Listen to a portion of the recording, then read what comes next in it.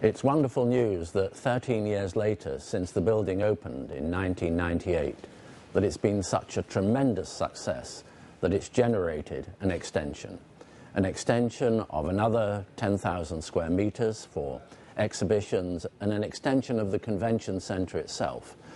I think it's great that over the 13 years there's been something like 2,000 events and that it's generated some 700 million euros, which is great news for the economy of Valencia, the region, and the project itself. So we're really looking forward to engaging on this second important phase.